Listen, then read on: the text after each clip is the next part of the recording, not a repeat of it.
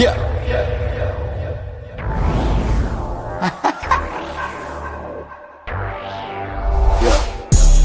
I know they mad for no reason. I'm holding on to change my life. Gotta move fast for a reason. I'm holding on to change my life. HODLing.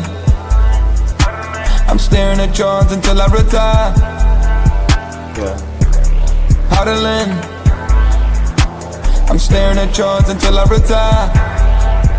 Oh, 700K, I'm selling a Bitcoin. Haters mad, but they listen to this one. More profit coming to my direction. Yeah, you know me, I don't need a mention. I got the remedy, ooh, yeah. They don't just follow me, ooh, yeah. You say allegedly, ooh, yeah. You would subscribe to me, ooh, yeah. Staring at chart, drawing a line. Make a decision, you out of time. HODLing. I'm staring at charts until I retire. Yeah. HODLing. I'm staring at charts until I retire. Yeah. See on stage. OnChain Revolution.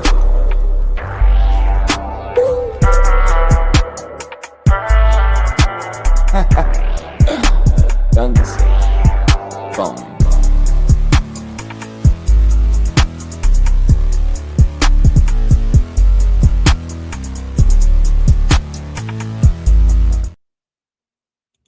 Welcome back to OnChain Revolution. My name is Shizzy. On this channel, we cover the entire crypto ecosystem. What is up, guys? We have an amazing show for you guys today. We're live for the OnChain Hour, and today's episode is going to be absolutely awesome, guys, because we do have Bitcoin sitting above 92,800. We have Ethereum above 3,200. Ethereum was around $2,700 a few days ago. It feels good. It feels good. I had people messaging me like, yo, like, what's going on? My Ethereum bag is dropping. It's like, just relax. Just relax. That's just kind of what this season is. I do not think at this point December is going to be very bullish. I think there's a lot of bullish stuff happening.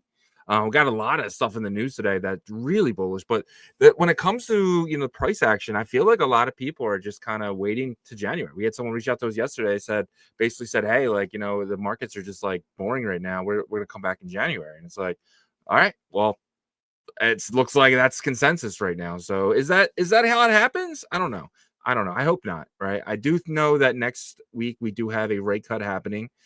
We got some jobs data today, which basically says the jobless market isn't as bad as kind of we thought. Polymarket doesn't care, though. Polymarket's still saying 93% rate cut, so that's good to hear. But it does make me feel good there is no recession. Recession is the worst case scenario for risk on assets like crypto. So we'll see what happens with that. You know, we heard from the CFTC today, basically saying, hey, Bitcoin and crypto can now trade like oil and stuff like that. So we'll get into that. SUI has a 2x leverage ETF about to come out, which I thought was insane. But send it, right? Let's do it. That's going to be an ETF, which is crazy. You know, Casey Rodarmor actually came out and said, you know, I like bitmaps. Is it time to enter bitmaps again in the Bitcoin ecosystem? I don't know. But then we do have an evildoer from the crypto markets. I think Ken Griffin from Citadel came out and he wrote some stuff about the SEC, wrote to the SEC calling for tighter regulations. So, but then we have the Uniswap co-founder come out and he's like, yeah, screw Citadel, screw Ken Griffin. This is all part of their plan, right? So, but a lot to go over today, a lot to get into. Really excited to see some green price action. It does look like Bitcoin turned a little bit red on the day here, but I think that's okay. Sitting back down at 92.5. Merlin with another good day, up 6%. Yeah, Agent Hustle down, but Agent Hustle has been running. If you tune into the Friday shows with Jake, I mean, you should be very bullish on Agent Hustle for sure. XRP down 2% today. We have Monad down 1%. There is rumors that Monad could be getting listed on Binance. So we'll see if that happens. Wilfi down 2%. Dog, man, the runes have been just manhandled. Dog down another 4.5% today, just hovering over 1.1 million, $101 million, $111 million. ADA down 0.8, SUI down 0.9. Weird that SUI's down. I was actually shocked by that. But there is an outlier, and that outlier is Fartcoin. Fartcoin up 8% today. So we do know what Fartcoin means to the markets. Fartcoin is that indicator that tells us whether it's time to get into some meme coins or not. So a lot of the meme coin traders are looking at Fartcoin right now and saying, okay, let's see if we can get back over 50 cents. If we can get back over 50 cents, it's go time, which I'd be very excited for. I do think that's how you're going to make a lot of money this cycle, is kind of getting into a lot of these meme coins and stuff like that. But who really knows? But let's get today's show started. Bringing my partner here, as always, Mr. Yagobi. What's up, buddy? What's up? What's up? What's up, man? How you feeling today, bro? I'm feeling pretty frozen. As you guys can see, my camera's a little bit laggy, but that's okay as long as you guys can hear me. But yeah, I feel pretty good about Bitcoin's bounce back. I will say it's unfortunate, and it just seems to be a repetitive feeling of when Bitcoin is down, everybody's depressed. It pulls all market kind of into depression, and then when it bounces back, risk on doesn't really kick in because it's watching to see where Bitcoin wants to land. And so you don't really get to enjoy it and until Bitcoin really gets into this aggressive uptrend and then, finds a landing, chills, and then you say, okay, that was good. And then risk on starts to get liquidity injected into it. Maybe that changes and it gets more intensified as we get closer to QE. But we'll see how it plays out. Because right now it feels good that Bitcoin has bounced back, but it also seems like the these new ecosystems and like Monad and Spark and stuff, there's life that was kind of taken out of it as Bitcoin did rebound and get back to 93,000, wanting to head to 94. And we know why. They just want to see where it lands and is it done on the run up? So kind of where we are. 100%. And all my other charts are pretty much dead. I mean, the DXY is at basically zero movement on the day. Bitcoin dominance, basically zero movement on the day. The Dow Jones actually is at zero movement. The S&P zero movement. The Nasdaq 0.3 movement. So there's nothing happening. Are we about to see a very boring next 2 weeks? I don't think so. I gotta imagine there's got to be some energy building up into the holiday. I think from a business perspective, you have your business hat on. There's a lot of businesses that around the holidays that kind of not necessarily shut down, but they're kind of okay. The holidays is coming, things is a little bit more quiet, and then pick things back up at the start of the new year. Now, that doesn't necessarily happen with markets, right? Markets typically get alive during this time. But this year's been very unique, as we've mentioned several times.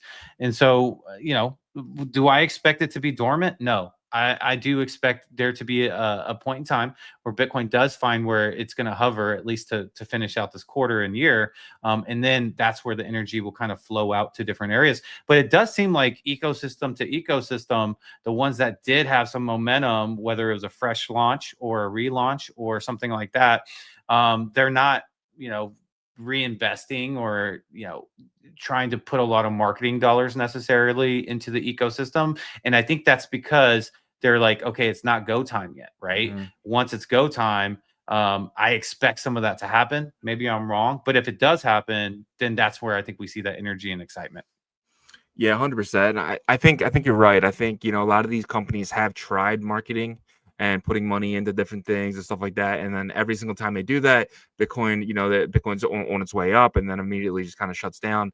And a lot of them are just like, we've got burnt too many times. Like, it's not go time, like you said, right? It's not time for us to start marketing and kind of push in that way. So that's why you're really seeing nothing on the timeline when it comes to companies putting out news. I mean, we even heard Jake say it on Friday. Like, they have a whole bunch of news and stuff, but they don't want to waste it, meaning, put out all this bullish stuff and no one reads it.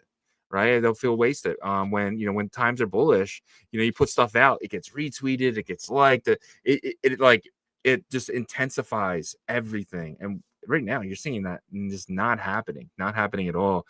Definitely I definitely feel like this is one of the slowest 3 months in crypto I've ever experienced. And every time I think that it's going to get better when it comes to people re-entering, it just gets worse. Does that continue, or do we finally get out of this little no one cares about crypto movement that we're in right now. Well, I think it's it's unfortunate for the people that have dedicated the past 2 years of trying to get into this moment, right? Of okay, I've been preparing for this bull run year, for the past couple years. I was new last cycle, that type of situation. And if they're still here, it's unfortunate because, the people that will pull the levers and say it is go time for liquidity release, that could take, early next year. But one by one, you're seeing people kind of fall off and say, "Yeah, I just can't. I don't have any more stamina. I can't keep pushing forward." Most of those might be people that decided to go full time into it, or maybe they're just. I think the people that are in the best position that are people that participate in the market retail wise. They have a good job, but they participate on the side, right? And so they're able to kind of mentally block out a little bit and then come back. Now, that's not an easy thing to do, is to mentally go away and come back. But if you can master that, those are the people that probably are in the best position. But the ones that really I feel a lot for, kind of we're a little bit in that, is that whenever you dedicate like your entire life to the space day by day, and then only to give up right before the unleashing of liquidity, because that is something I think most of us all agree is going to come, because it has to come. If the liquidity doesn't get released, then the entire system collapses, and they don't want that to happen, obviously. So yeah, 100%. All right, let's get into our first topic here. All eyes on Bitcoin. While hodling finally pay off again? Is the money printer back? So obviously we do know, January 1st we stopped quantitative tightening. Doesn't mean that we're going to be printing any money anytime soon. In my opinion, the money printer is not back. And will hodling finally pay off? I mean, I just feel like it depends what you're hodling, right? At this point. If you're hodling stuff like Solana, if you're hodling stuff like SUI and stuff like that, yes. If you're hodling stuff like Sonic and Cardano, maybe not. So that's the big question, right? There's different levels of hodling. There always has been, but there's, there was always this part of hodling too, to where like even if you got into the more risk on sectors of our space, that it would pay off as well. Right now, you probably don't want to hodl that forever. That's more of a time to play, right? And I think that's what the people that experienced previous cycles had a little bit of success, maybe had big success or whatever. They're trying to time that right now, right? And it's really tough because you're not seeing any sign of easy mode ever. Really, everything's hard right now. Like everything's hard to try to get a coin going and all these things. The people that might be having success right now are the people that might be using hotkeys to trade. Like they're literally that good. They're like the Fortnite players that use hotkeys. When you think about Fortnite and you think about those like really highly competitive games, there's a 1% or less that is like top tier, right? And that's what meme coin trading got to at some point. It's kind of still there, and they can still succeed in a bear market because they just are that good. But that's not what made crypto a big attraction, right? What made it an attraction is that you were able to play the cycle in the market, timing it, and you got new market participants that said, "Hey, for a little while it does go a little easy mode," and that's where things have changed. Now, that mostly I think has to do with lack of liquidity and those kind of things. Obviously, there's infrastructure being built up.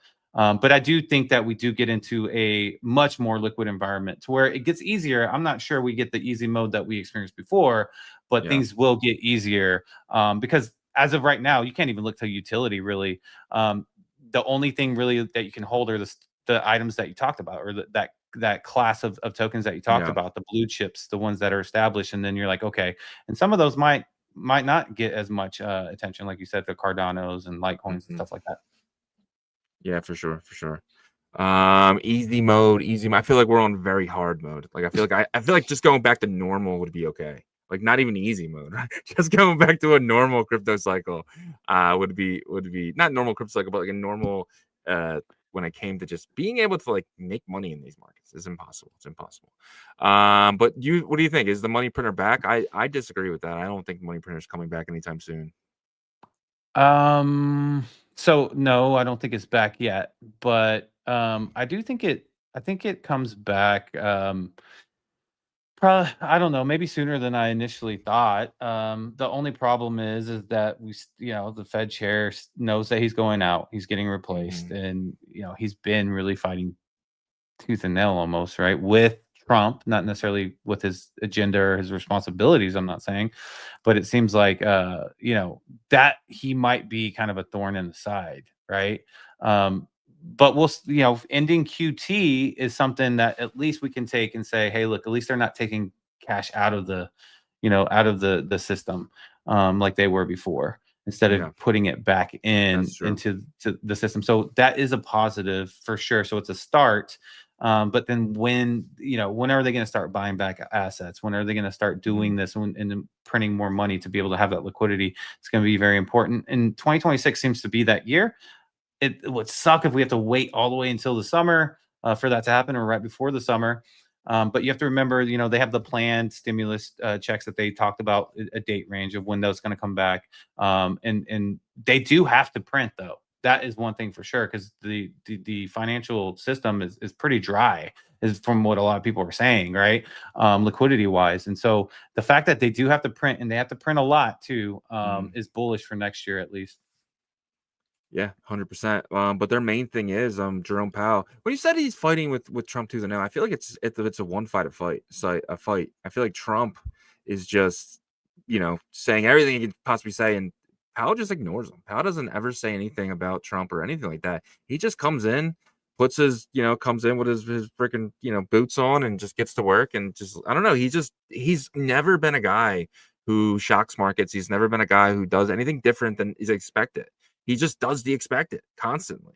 And people are expecting another rate cut coming up, which is bullish, and potential. They're not expecting quantitative easing, right? So we actually might have to wait to May, but the market's being forward looking, that's why I think March and April could be very bullish. Yeah, it's still, that's a far ways away still if you're thinking about March and I know. April. For this Well, it's only space. 90 days if you think about it. Yeah, I'm talking about in crypto Oh, our perspective space, yeah, time. Yeah, I mean, when you work in the space every day, yeah. 90 days is forever. No, I Right? agree. So, I I can't agree. even imagine what the spring of 2026 is gonna feel like, you know? So, I don't even want to get there. One day at a time. So we got some data today. We haven't got jobless claims in a while because of the whole shutdown. So we got the initial jobless claims today. It came out. Actual was 191,000 claims. Expected though was 219,000. So it does look like you saw about potentially 30,000 people actually not claim than the prior. So the prior we had 216,000. So we see a huge jump there, about 25,000 people finding jobs or not needing to claim their unemployment. So that's good news in the sense of there's no recession and people are still able to find jobs. As soon that's basically when there is no jobs, that's when you have to be really worried about the recession. So it does feel good. Poly market did react a little bit when it came to the poll. So yesterday we were showing in 97, I think it was, but now we're seeing 93. Or maybe we were seeing 95 yesterday. But now we're seeing 93 and 8%. This was at 6% yesterday, so this is up 2% here. But what do you think? I think it's still a slam dunk that Yeah, it's me gonna too. happen. When you're over 80, I feel very confident. Being over 90, I feel extremely Mhm. confident. It would have to be something super, super dramatic to change that percentage down below something crazy to worry me, like 70 to 60% or something. Yeah, But for sure. yeah, I mean, last week it was under. This week it's over, right? So it's just like a seesaw right now at this point. And I just think people are tired of this, like, kind of I think people are tired of the Fed, not saying that they're not doing their job. I think he is doing his job, but I think people want risk on, and they're just like at this point they're just exhausted from his meetings and this and that. Like nothing's really changing too much in terms of Mm. going into risk on and making that sector attractive. I think the biggest problem though is the S&P, the Dow Jones, and the Nasdaq all at all-time highs. Like the Fed's like, how can we print money when everything's at an all-time high? Right? Like how can we start risk on when everything's at an all-time high? Like stocks are considered risky in the sense of the TradFi ecosystem, right? They like bond, they do 60-40 portfolio, 60% stocks, 40% bonds, right? And it's kind of like, to him, he's just sitting there, he's like, markets are amazing. Like, what are you guys talking All about? the But the it's safe assets. it's only 7 stocks. It's only 8 stocks that are doing good, you know? So Yeah. it's like, Yeah, and the indexes, right? The indices or whatever, they're yeah, doing fine. But that's actually like it's the safe play, right? And that's why Bitcoin has yeah, been pretty safe as well. But you know, the opportunity really comes whenever you can get into risk on. Even for the wealthy people, they know that. yeah, You know, because they'll take out money and they'll take advantage of it, but they're the first to get out because they know, right? But that trickles down, and so I think people are just waiting for that in the financial markets too, the traditional yeah, ones, or sorry, the TradFi markets. You know, they want risk on to come a bit, right? And so they can have more upside opportunity. Because as of right now, this market has been good for the top stocks and mm-hmm. those type of assets, and Bitcoin has been pretty good, not horrible, right? But who's making the most off of those assets? You're talking about people that can move huge size. Yeah, 100%. And the last thing with this, President Trump calls for the Federal Reserve to cut interest rates next week. So Trump's basically saying what the market wants, right? Markets wants, and probably going to happen. But him coming out yesterday and saying that was kind of pointless. But he has his foot on the gas. Trump is, he's adamant about he wants rates lower, and he feels like, with all the amount of tariffs that are happening, he feels like he's able to, potentially the rates are able to come down. So we'll see what happens with that. Let's get into some comments here. We got a lot of amazing comments here. We got the great Glass Hopper, my guy. He says, I'm still a little bullish. Myself says, what's your thoughts on Larry Twink and Brian Armstrong chat in the New York Times yesterday? Yeah. Did you watch any of that? I saw some clips online. I didn't really look into it too much. It was just like, it seemed like a slurp I fest. didn't get a chance to. It seemed like a slurp fest for my, we're both just slurping each other's nods. And then, Larry Fink say I was wrong about crypto, and Brian Armstrong say, yeah, you were definitely wrong about crypto. So it was, but you're right now, he says. So I don't know. I didn't really. I'll look more into it, but I didn't see anything that came out of it. My guy Blazing Bandit Orion, what's up, buddy? He said, what's up, my dudes? Appreciate you guys and thank you. Great stuff here, my guy. He says, yeah, HODL gang. He says, there will be a lot of winners, a lot of losers. I still get some of that, but not overdue any. We all only see the losers, though, Ryan. What's going on? He said, right, I'm with you. He says, Santa Rally incoming. Keep the faith. Our struggles will be rewarded. Yeah, man. And he says, I made more losses than wins in the past decade of investing, but a few big wins have made up for all the losses. Yeah, 100%. You just need a few. And then Blazing Bandit says, Perma Bull, what's up? My guy. Yep. And then I'm managing the chats over on Abstract, Zora, and Pump Fund. So if you guys have any questions, just drop them over there, right? And so we definitely have our viewers over there. Just drop the chat, the comments or questions in there, and we'll get to them as well. Yeah, 100%. If you are watching on X, please follow, like, subscribe, all that good stuff over there as well. We need to start picking back up on X. Appreciate you guys over there. But let's get kind of back into the news here. This was freaking amazing. So CFTC, or the Commodity Futures Trading Commission, acting chairman Caroline D. Pham, today announced that listed spot cryptocurrency products will begin trading for the first time in U.S. federally regulated markets. So officially, Bitcoin, Ethereum are allowed to trade as commodities. So this is the first time they're going to be able to trade with oil, gold, and other commodities on the U.S. exchanges. So right now, if you want to buy Bitcoin ETF, you can buy it on the stock market. But there's another market that is, you can buy milk futures, you can buy gold, you can buy beans. If you're bullish, if you see a shortage in this, you can bet on this. You can bet on any commodity in the TFTC. This is kind of what everyone was fighting for last cycle, saying, hey, the SEC shouldn't be regulating these assets. The CFTC should be. So this is the first time the CFTC kind of stepped in and said, hey, you can trade, real Bitcoin over there in the CFTC markets, not just the ETF, along with gold and oil and stuff like that. So the first time Ethereum and Bitcoin trading in the commodities future markets. Yeah, I absolutely love this, right?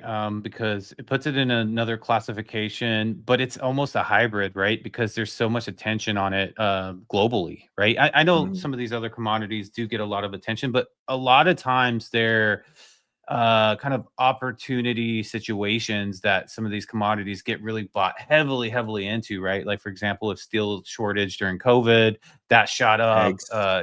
You know, what I mean, yeah, those type of situations.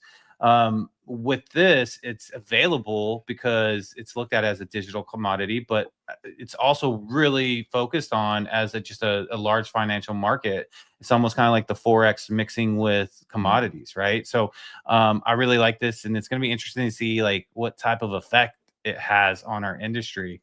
But yeah, everybody was kind of pointing towards this and wanting this, and looks like we're getting it. Yeah, 100%.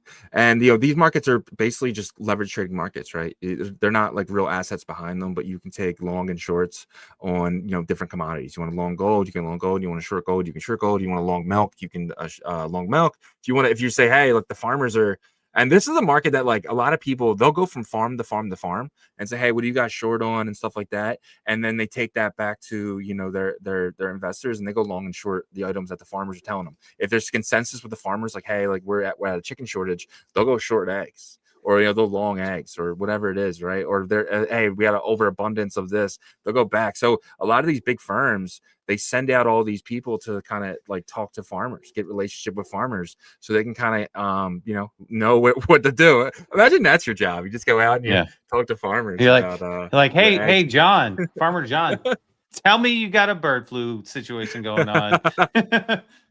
I mean, honestly, how many cows died this week? How many cows died this month, right? I mean, that will show you if there's a beef shortage, right? And stuff like Yeah. that. So, and if it's consensus through a bunch of different, people and stuff like that. But it's just kind of cool to see kind of Bitcoin now potentially trading with those guys. But again, it's just futures. It's nothing. There's no backed Bitcoin, but it will push the price up. All right. So the SEC, they actually approved the first ever 2x leverage SUI ETF. So we do have a 2x leverage Bitcoin, a 2x Ethereum. There's not a Solana one yet, but now there's a SUI. Like it's so weird how this stuff happens. Like we're just gonna pass a 2x leverage SUI ETF randomly, and we're gonna what's gonna be trading today called TXXS. I don't know. What do you think about this? This caught me off guard. I was like, what the hell? I think this is, SUI has connections at the top, Yeah. and they're a lot of their connections go deep into the U.S., like Silicon Valley, all the way, Washington, and they were able to get approved for this, right? They were able to leapfrog some other Yeah. assets to get approved for this. Interesting Solana. asset, yeah, interesting asset with the 2x leverage there. I wonder what that looked like on October 10th, right? Like, what Well, is the that market was product? closed, so it Yeah. didn't matter. And when it opened back on Monday, whatever, you didn't Yeah, get but I liquidated. wonder I wonder how they are affected, with this product. Like, do they have their liquidation points obviously really, really low, right? Because it's a 2x product, right? But how does it work? I'm not familiar with it, so I'm curious about it, but I can see how it's attractive, you Well, know. I think it has a price. I think when SUI goes up, this goes up double. When SUI drops, this drops double. I don't think it's a leverage trading product. I just What think to where that they're like they can lose it or not type of every situation. penny, well, you can't lose it, so it's just worth less. So it's You know what I basically mean? just like, but why would they create like a double Stewie product when So you it could just goes buy up. more? Well, this goes up. So it's kind of like, if you don't have to buy more, right? You can, if you know what I mean? Like But there you has to can be just, risk to that. It goes down double then maybe? Maybe it goes it down goes down double. double. Yeah, Yeah. okay. So I'm pretty sure I look more into this because there Yeah. probably is ways to get liquidated, but 2x isn't much, right? It probably takes a lot to get liquidated. But Yeah, you're right, but like on October 10th, I think the lowest I heard was maybe 3x, but it was cross margin or something like that. yeah, So, yeah. This is interesting. Kraken and Deutsche Börse Group. I think this is the group that is part of the bank, Deutsche Bank, are partnering Deutsche. to bridge traditional markets and crypto. So Kraken, leading the way here, getting involved overseas. This is something Coinbase really hasn't done. Coinbase hasn't really went overseas and partnered with banks like Deutsche Bank and stuff like that. But this is a Deutsche Börse Group or Börse Group. I don't know. They're trying to bring traditional markets on, and they're partnering with the right people here. So just wanted to shout out Kraken for this one. Yeah, Deutsche Bank's huge. That's the. It seems like that's what the group behind Deutsche Bank. But Yeah, one of the things is that maybe Coinbase wasn't wanting to work with the European regulators and stuff because they were pretty strict about a yeah, lot of things. But maybe they're, you know, loosening up a bit, you know, in stuff, and because, you know, Kraken working over there means that something, they see some opportunity, obviously, or they wouldn't do that. for sure, for sure. All right, so next thing here, Citadel wrote to the U.S. SEC calling for tighter token rules on assets and DeFi. The crypto community pushed back, raising concerns about over regulation. Uniswap founder Hayden Adams was a big voice, said on X that Ken Griffin and Citadel are urging the SEC to treat developers of these centralized protocols as if they were centralized, basically companies, intermediaries, yeah. And then, so what do you think about that? What do you think about Citadel being Citadel? I mean, this is a Citadel thing, right? They want, they have a big voice. Ken Griffin has a big voice. He has lots of money for him to urge the big the checkbook, SEC, to do this stuff. But what do you think? This is so annoying, dude. I hate what StreamYard did. the banners. Yeah. God, I'm in my bed. You listen to that StreamYard, fix your problems. No, I'm just kidding. Yeah, so, I don't know if this applies, but I feel like it does. Was it calling the kettle black or whatever? Yeah. Type of situation where, they should have tighter regulation on dark pools and stuff that, like, was it conflict of interest? Hedge fund, market maker probably shouldn't be under the same umbrella. Because like everybody was complaining about them before, but it was a bunch of small people, right? Like that, they're not going to get anywhere with it, especially with Ken Griffin and Citadel, the giant. Now they don't like it because they don't have that same edge. So now they want, they want to get the same edge. And in their mind, they might even be saying, well, we want at least like a fair playing, playground here. Well, that's what everybody wanted before from you guys, and you guys obviously didn't give it. So I actually like this. I mean, not the fact that they're, trying. I think we got to watch what the SEC does here, though. Yeah. Do they give in here? Do they break? And the Citadel, are they going to get the same type of control and power that they had on TradFi over us? Because you didn't notice it really until they went against the people. That was a really obvious against the people with the GameStop situation. Yeah. No, for sure. For sure. But yeah, I think this situation is very important how it plays out, because we're going to see how much strength and pull they have still, like coming over into our industry, right? Because Citadel is very, very powerful entity. Like I mentioned, they're a hedge fund, they're a market maker, they're big, huge partners with brokerages, all that stuff. I feel like it's such a huge conflict of interest in being able to provide services that eventually affect retail. So no, I completely agree. I completely agree. Especially, he's just a scumbag, right? He's the definition of just a rich asshole, right? Like, remember when there was a DAO that was trying to buy the whatever it's called, the Declaration of Independence. Oh, the white paper? No, Declaration of Independence. Oh yeah, that's right. Or whatever it was. Yeah. He came in and just he knew how much money they had and put it up like $10,000 more than the amount that they raised. He's just a complete scumbag. He just doesn't like crypto, but it's all right. It's all right. Aerodrome. Well, shout out to Stan, because I just saw Stan's comment and I went and looked it up. It happened as our show started today. But Arrow dropped on Robinhood today. So I went and looked it up, and dude, you know how I can tell that we potentially are in a shit market right now is this. Aerodrome gets listed, right? And it runs up and then immediately dumps, right? So it's one of those things. Aerodrome. Where did it get listed? Kicked in the nuts. It got listed. It was just about like an hour or two ago. So it ran up. So people knew that it was going to get listed. And this is the hourly candle. So this news really dropped 2 hours ago. So this is the candle of the announcement for Robinhood, and this is the immediate reaction. and it looks like it's dropping back to where it was. But it did have a run up before. Look at this run up from before. Like it was, double bottom, and then you have this upward momentum, and then now 2 hours ago, Robinhood listed it, and had this boom, and then right back down. Normally, in any type of market, in normal market, this thing is just up all day. Or at least like that's the hour chart, so I guess we can't really see how it's fluctuating like on a shorter time frame. But yeah, I mean, I actually feel like that is very similar across the board of all market sizes right now. Like if something is bullish, even if it's like a mid cap, it will shoot up and then retrace. People take profit immediately. The high risk stuff for sure, that's almost instantaneously. If it does have a pump, it comes right back down.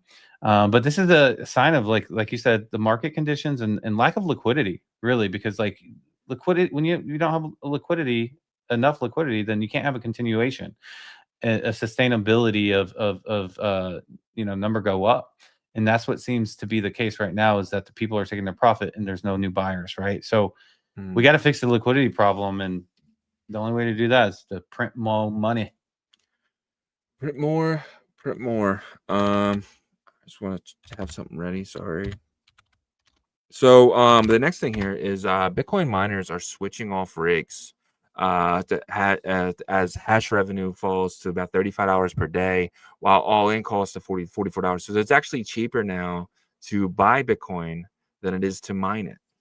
And then there is a site, mining stats. Yeah, mining is just kind of dumping right now. It's dumping pretty hard. Miners are just dumping their miners, turning them off, turning electricity off for them, not paying the $35 a day per miner, because it's cheaper to buy Bitcoin. Do you think that this is a problem? Because I personally don't. What's your opinion?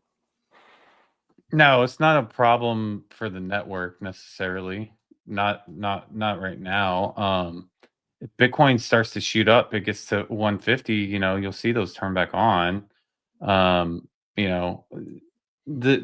economy for miners is in a hard spot right now, though, because you can't justify the cost of energy at the current, for depending on the size too, obviously, right? The large players are still going to be there. I don't think it affects the network to where like we have to worry about it. I think Bitcoin bounces back before that. You got to remember, Bitcoin was, Bitcoin's up like 100% in the last like 8 months when it comes to hash power, right? So it's fine to drop 20%. Like I don't think it's a big deal, right? So, because price has. All right. So next thing here, Tether purchased 26 tons of gold in Q3, surpassing most central banks and reaching 116 tons. So they have more gold than central banks, not the U.S., not China, but some of the other ones like Finland and Sweden and stuff like that. So Tether, dude, I'm waiting for Tether just to purchase a country. Seriously, I'm not even joking. I'm ready for Tether just to be like, we purchased Venezuela or some crazy shit, right? Because they are operating like if they were a nation state. They kind of do operate like they're a nation state. They definitely accumulate a very diversified like asset portfolio. It's funny because I think initially they went into like yachts or something like that because they were trying to park their and it's funny because like that's where a lot of like companies go with their cash initially. They're like, oh crap, where am I gonna put it? I'm gonna put it in yachts. But then it started with that, and then next thing you know, they're in bonds, they're in, of course, a ton of Bitcoin, gold, companies, all types of different assets. So it's funny that like every year we get the Tether scares of, oh, they're insolvent and all these things, but they have so many different assets that they could liquidate, and like they're one of the largest bond holders amongst the countries. You know what I mean? So I'm not shocked when I hear something like this. It's just another kind of bunch of valuable assets that get added to what they have. Yeah, that's the thing, right? People are like, hey, they don't have enough liquid assets if everyone tried to sell down the USDT, right? But that's like they have, double the amount of assets in Bitcoin, gold, you know what I mean? Because bonds are considered liquid. You can liquidate bonds very easily, right? So they consider bonds to be a liquid asset. Bitcoin should be looked at as a liquid asset too. Like holding Bitcoin in the future is going to be looked at holding a liquid asset, because you can sell Bitcoin because there's so much liquidity for Bitcoin. You can sell Bitcoin so quickly. So I think in the future, once Bitcoin is an item you can back currency with, and I think that does happen. I think because I mean, just as you sell bonds, you sell Bitcoin. It's no different. So I do think that potentially they have more Bitcoin than they have bonds, and bonds is like 70% of the Tether is held in bonds. So well, I think that's what makes Bitcoin so unique is that it's like a hybrid asset. With gold, you can easily sell gold, but you still have to go through a process of finding a buyer and physical gold, right? With Bitcoin, you can pretty much sell that anyway. Now, obviously, when you're dealing with larger size, you probably want to take different approaches to liquidating that, right? Like working with a centralized exchange and maybe doing OTC or whatever. But you can always like liquidate it, in pretty much multiple different avenues to do that from different level of a participant, small retail trader to, a high volume trader to the large size, but there will always be an option for you to get rid of it if you want. Yeah, I mean, you said OTC, right? So I mean, you just got to call Coinbase up, just be like, yo, we want to do $1 billion. Can you guys fund it? No problem. Send And it to if you Pham, don't want to, right? you can just go through Hyperliquid. Yeah, or even go through Wintermute, right? So they'll just dump it on all the exchanges for you. So they'll basically be that middleman for you. So myself says USDT is connected directly to banks. When they create USDT, it's just like central banks creating. Yeah, exactly. But they have to back it, right? So all right, so Aster has released its 2026 H1 roadmap with the Aster Chain L1 mainnet launching in Q1 of 2026. In Q2, Aster staking on-chain governance and smart order flowing following tools. So we're going to get an Aster chain in January, potentially, if the latest of February, they're kind of saying here. Q1 definitely. And then Aster staking in Q2. Are you getting kind of bullish on Aster here? Basically being a L2 on top of BNB. I mean, yeah, because I think they're going to push that pretty hard. I think Aster's future success is really embedded in with Binance as well, right? Like, so they will always have that support. I feel like, and so if you are on the Aster train, and sure, you bought in at $1.60, and you were down big when it was at 80 cents.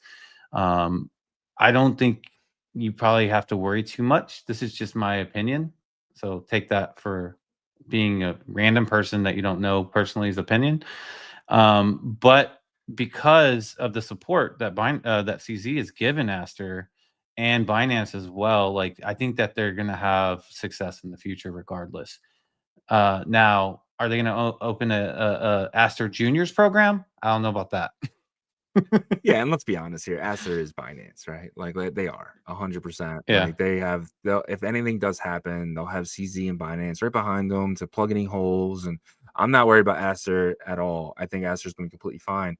Hyperliquid, they're just becoming an insane. I saw Hyperliquid yesterday on CNBC. It was just two old guys talking about it, and they're talking about it like it's a company, like a stock company. They're talking about the revenue, and I was like, holy shit, like Hyperliquid to them is exactly what they want. They say, Bitcoin has no what is it, intriguing value, what they always say.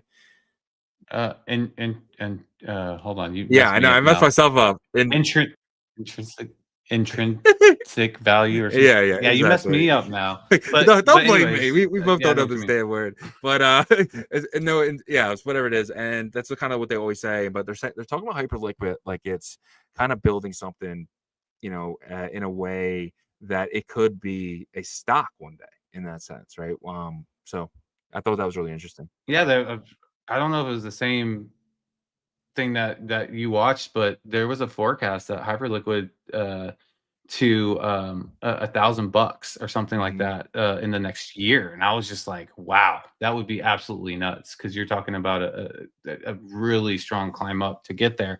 But if we do have this euphoric peak in happening, right, in 2026, then maybe that happens. Yeah. They are strong. They are. They are strong, though. Blazing Bandit says subscribe, like, and share. Let's all learn together. My guy, appreciate you, Ryan.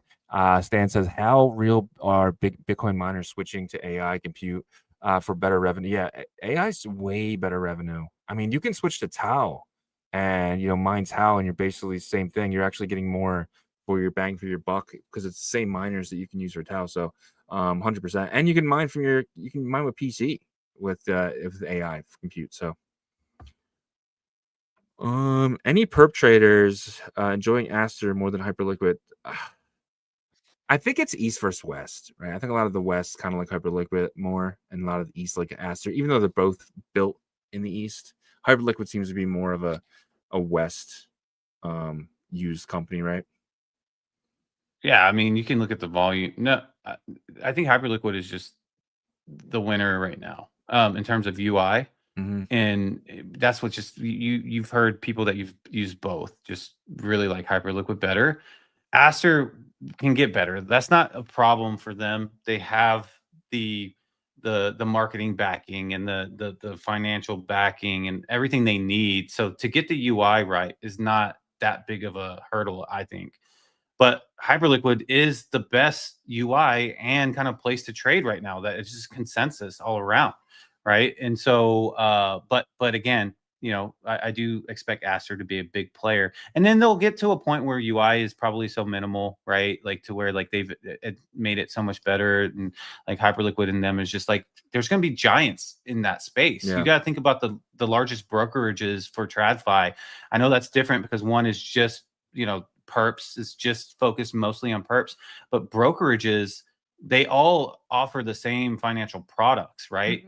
Like Fidelity, and you can go from Fidelity on one end, and then you can go to Robinhood on the other, right? Both have tons of success and tons of volume because TradFi's been around forever. So as crypto continually grows, you're going to have giants, monsters that can still share the pie. Yeah, 100%. And I'm kind of thinking UI really doesn't matter in the future because everything's going to be done off a third party. Like right now, if I want to take perps, I can do it through my MetaMask. If you want to take perps, you can do it through your Phantom wallet. I think it's going to come down to who has more liquidity, where they choose, because that's what's going to. And I think Aster is going to win that battle because they have Binance backing them up, right? So in that sense, potentially all the Binance pools could be on chain one day.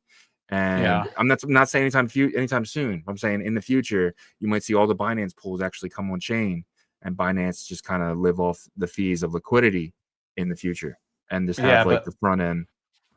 I think the market's gonna be so big that it won't even matter. You know what I mean? Because if you look at the current fund managers right now, we all know that BlackRock's the largest, but not many people know how close Vanguard is to BlackRock. And when you say how close, $2 trillion is a ton of money, but you're talking about 13 trillion in BlackRock, 11 trillion in Vanguard, and it drops off pretty decently. I think it goes to like 7 or 8 trillion for Fidelity, but like everybody just knows BlackRock, right? So in the future, I think Hyperliquid, Aster, whoever are going to be those kind of top 3 or 4 will be completely satisfied with what their share of the pie is going to be. 100%. Yeah, for sure. And myself says there's no way the global debt will ever get paid off. Who's going to pay 300 trillion in global debt? Nobody, because they're created it themselves. LOL, talk about a Ponzi. Yeah, I mean, that's bond. It's the bond market, right? But I think one thing you're missing is potentially 300 trillion global debt. does. Okay, I was like which sounds a little crazy to me. I know the US has 40 trillion, a little less than 40 trillion. I would not doubt. What does China have? Minimum 300. Well, China's actually not as bad, but there's like, I'm sure a lot of Europe is in debt and stuff like that. And I don't know, but I'm not shocked to hear 300 trillion. For sure. Big news from personally from Jeff from Merlin Chain. Definitely want to bring this up. So he had a tweet today, and it basically said, I'm very happy that the Git TrueNorth, get out of here, Grok, has taken another big step in their amazing journey. Also, I'm honored to invest in this company as well to explore more opportunities for AI and Merlin in the future. Willie Chong is a close friend of mine and co-founder of TrueNorth.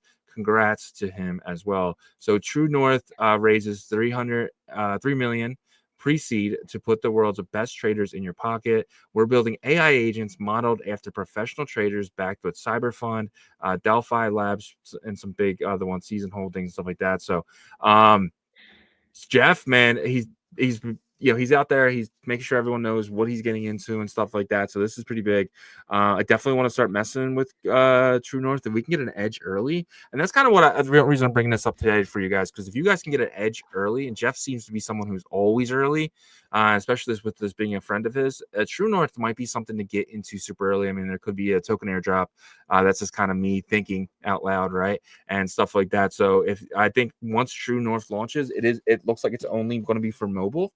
So I went to TrueNorth and kind of took a look at it. It's TrueNorth, and then basically you just you launch the app, right, and it tells you basically it's mobile only. So you have to scan this QR code and stuff like that, which I scanned, and I'm going to be messing with it. I need a invite code, and if we can get some invite codes from Jeff, we'll definitely give it to our community, because we want you guys to succeed for sure. And if you would like one, just message me. If we are able to get them, I'm sure we figure out something to get some invite codes to kind of mess with it and stuff like that. So I'm really bullish on Jeff, really kind of seeing the future again here. Yeah, and if this product really pans out, the early participants in it could do very well, because you're gonna have the edge, right? I wonder what that's gonna look like in like a year or two. Because are you going to have the edge against new participants that are coming in that don't know about these products? So that is one thing I think we got to look at for the space. We're going through a hard, tough year for sure for the industry. If you're a part of the industry or you are paying attention, like a lot of our audience, like I got to hand it to you guys, Stan, myself, like you guys are in the chat every single day. That means that you guys are paying attention to the market every single day. But you will get ahead of new market participants that are just coming into the market next year or the year after. And if you can use a tool like this that works well, then you can, set yourself up for possibly like retirement in like a year or something, right? It really depends on how good the product is. But the benefit is the fact that you're still here every single day. You have the information as early as possible. 100%. I couldn't agree more. Ryan in there too, WebDro, all you guys, man. Yeah, 100%. all y'all. 100%. All right, Ethereum Fuchsia upgrade will go live today. So we are getting an upgrade on Ethereum today, and this is kind of breaks it down for you. So December 3rd, slot 13 million. I guess they call block slots now. I don't get it. But you're getting consensus execution. L2 fees drop 40 to 60% on Arbitrum, Optimism, and Base.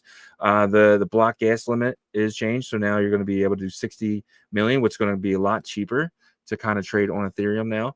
Actually almost double. So before in 2021 there's been 2 upgrades. This is the second one now to the gas. I think gas was a lot lower for each block and how much you could put in there. So now it's going to be awesome. Ethereum's going to be trading pretty quickly, in a sense of not quickly, but a lot cheaper than it used to. Well, it says faster. I wonder how much faster. Yeah. Right. Because like if it's extremely like faster, then you almost wonder, okay, like, is this gonna deter, people to use L2s? And then you're cutting the L2 fees like even more. So does that affect, I guess their hope is like just increase volume to the maximum so it doesn't really affect too much of the rewards too for the stakers and stuff like that on layer 1. And I don't think it will, as long as this attracts more volume from every level. I don't think it would be like super fast like a monad or anything like that, because then I think you go away from the L2 thesis, right? What other reason would you want the L2 kind of network to, other than just getting massive amounts of volume? Well, I think L2s one day are going to be like websites, right? I think L2s are like, with branding, Robinhood having their, yeah, exactly. Robinhood, trust us. Well, it's not that. It's like, Robinhood's going to have, they're going to be able to do whatever they want, without having to contact Ethereum, right? So they want to do rollbacks, they want to do this, they want to do governance for their chain, they want to, you know, they want to do whatever they want. I feel like, you know, they're going to be looked at one day as these, as like each company will have their own blockchain, and a lot of them probably will be L2 because it's easy, right? You just basically just have to fork Optimism or fork Arbitrum, right? At this point, it's just kind of a copy and paste, change a few things type of thing. And they basically can have, so I think L2s will still be, but like in the future, you're going to see every single company have their own L2, and that's just so they can have control. Well, also, I mean, right now, I'm sure that there's like incentivized plans for Arbitrum, Optimism, and maybe Base as well to try to get these big companies to utilize them, right? So, you know, if you use Base, you get, you know, this airdrop or whatever, et cetera, et cetera. So, yeah, it's gonna be interesting to see what it looks like in the future. The degening has definitely stopped for a lot of the usages on Ethereum. And you know, I wonder if that's kind of by plan as well. Because as you can see, as like degening rotates to a new ecosystem, it's a weird, it's like a double-edged sword. They love the volume, they don't love the kind of I guess reputation that it can bring. But they're not going to turn away the volume and the users, right? And then Ethereum just looks like it sustains now with kind of more of a professional volume versus the degen side. What do you think about that? Do you think there's any truth to that? Yeah, I think, you know, Ethereum, they definitely want the degen side. That's why these changes are happening, right? They want people to kind of come back to Ethereum and stuff like that. But they also want it to be a premium service, right? I think it's okay to be a premium service. Like, I don't think you need to be Monad, you know, Solana speed, right? Because Ethereum really never has been like hacked. You know what I mean? You haven't, I mean, obviously the early days, you can say that, but it was the first product, right? And they learned a lot from that. But since then, in 2015, 2016, there's never been any issues, right? I mean, there has been private keys and stuff like that, but that has to do with the project itself. But you've never seen projects like Aave, Lido, and stuff like that really have any issues. And I think this comes with time. I think this is going to be like the premium product. If you want, you know, if you want your asset to be completely safe, you know, you go to Aave on Ethereum, you go to Lido on Ethereum, you go to all these ones that are on Ethereum. And I think it depends on your risk tolerance. I think you're going to see the larger banks, the BlackRocks of the world, if they, you know, do chain, they're going to do their own chain, or they're going to use Ethereum. They're not going to use like Monad or Solana in that sense, because they want their product to be decentralized in that sense. Yeah, it's going to be interesting to see what, you know, what ends up happening, because I think they're happy with their usage, like the institutions using them right now, and they'll say, Yeah. okay, you know, we don't necessarily. So that's one thing I think I might not agree with you on as much. Is sure they probably liked whenever they were very high usage, but they had high gas back then and all this stuff. Now they're kind of like, okay, let's let the L2s bring us the volume.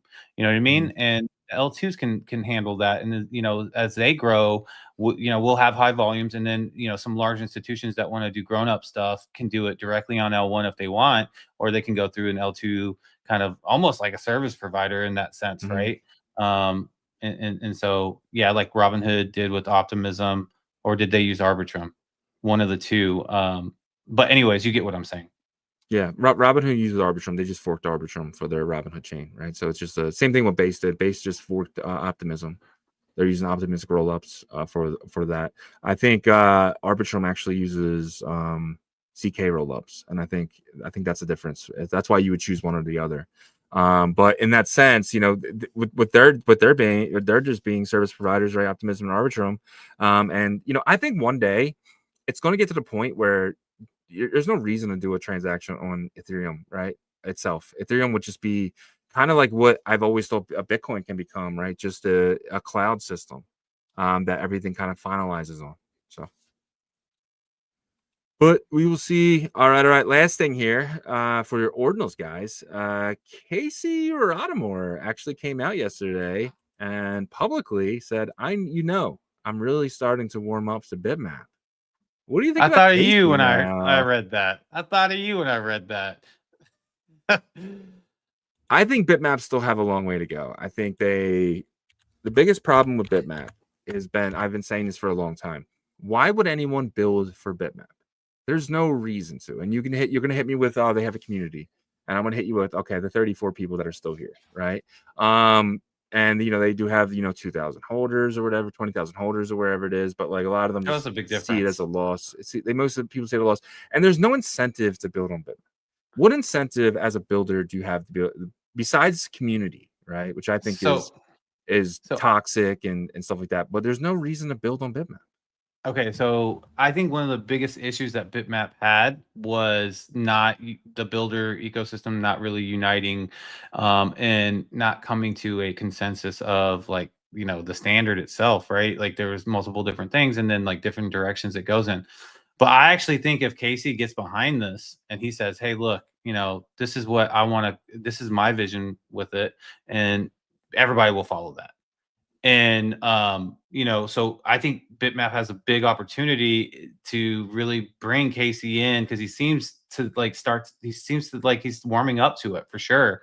That can change everything in my opinion if he starts to set a specific way that bitmap is going to be indexed and bitmap is looked at and all these things. If he works on it, if he creates a project with it, like it could really get, you know, a second life. But that's my opinion. I wonder, do you think like Casey getting behind it changes anything? No, not at all. I think Casey likes it for the sense of it being simple, right? It being simple, the stupid thing. I don't see Casey building on it. I don't think, you know, Casey doesn't want to build. It's not the first time he mentioned it. Casey doesn't want to build anything. He doesn't. I mean, he doesn't. He has never built anything. He created an NFT project. He never put it out. Like, you know what I mean? No, that's like, not true. He did put one NFT project out. Well, he inscribed it. Yeah, he never very exactly small. my point. Exactly my point, right? Like it was just they're not even available. You can't trade them on Magic Eden, right? So I think he still has, you know, all of them besides the ones maybe he gave away. But you can't buy any. And on that sense, Casey has never built anything for ordinals besides the protocol itself. I just can't see Casey coming in here and building for a bitmap. And on top of that, like what is bitmap? It's 6543.bitmap. Like what actually it's just a text inscription. What does it represent? It technically represents a block, but it doesn't have any. There's no. I'm just telling you what block. He has mentioned bitmap multiple times since that episode, and you know he has built stuff for the space. Like he did the, you know, obviously they're very unique like inscriptions that he put out there. Upgraded his protocol. Yeah, he upgraded his protocol. He added in, you know, curse inscriptions. He's done. But he's never. But my point was, he never built sats. anything, and he never built anything outside of his protocol. That was kind of my point. Runes. That's another extension of it, right? And so, but he also doesn't like that. Would be like Vitalik, like launching coins, though. You know what I mean? Yeah, that's kind of my point too. Like it's like I just don't see it happening. I don't see. But if Vitalik says that, like, if Vitalik were to, you know, come out and say, I like, you know, I like the apes collection or whatever, that would make a big impact. You know what I mean? The Bored Apes. If he was like, I would like the Bored Apes or whatever, and then he was like, I don't think so. You know, I'm gonna help them out with like just give them some artistic, like, I don't know, suggestions or whatever. I think that collection would do well. I think that collection would do very well if he did that, right? Now, he's not an artist or anything like that. I was just using that as an example. So that's why I actually think something's gonna come of this. I'm not saying bitmap's gonna go to $1 million or nothing like that. I think he's gonna have some sort of involvement because he's not the type of person that continually mentions something and there's no continued relation with him in that. And this is like the third time that he's mentioned bitmaps in a like positive sense. And so we'll see what happens, you know, if he does actually do something with it. I mean, bitmap's dumped on it as well. I mean, they're down to about $7 a piece. This is like where my original buys were. Like, I mean, everything is down in that market. I know, but the sense of, you know, the problem with bitmap is there is, you know, 16 new bitmaps, right? Or no, 60 new bitmaps a day. How many blocks is there a day? There's 6 an hour, technically. I don't know. So 6 an hour. So there's times 24. 60, 124, yeah. 144 blocks a day. Today. It's 144 new bitmaps every single day. That's a problem. Yeah. That's a problem. Especially because how they sell, right? And we've seen guys like Jeff, bitmap.tech for the longest time. He tokenized them, and that didn't do well, right? So, but you are right. The timing is just not here, right? Yeah, the market's not here, so we'll see what happens with the markets. But Rare Stats Dom was summoned again, not intentionally that time, actually. But man, appreciate the consistent commitment, because you are the most committed person to a word phrase that I've ever known. So that's pretty awesome. 100%. You say that name, dude. He runs to his phone. My guy. A few things here. We got a couple comments before we get into Bitcoin price action. We got Stan says, are Coinbase and Binance fierce competitors anymore because both are listing each other's tokens recently? If not, that's what the channel's prediction. What's going on? So they're not. So in the sense of their business model, they are competitors, but I just don't see them as competitors. Not like FTX was with Binance. Exactly. I see them like thing. BlackRock and Fidelity, right? Where it's just kind of like they do the same thing, but I don't think they're competitors. Yeah, especially with kind of how this administration's been more friendly to the Eastern builders in crypto. Yeah. I actually feel like they're more like what you mentioned, BlackRock, Fidelity, BlackRock, Vanguard than ever.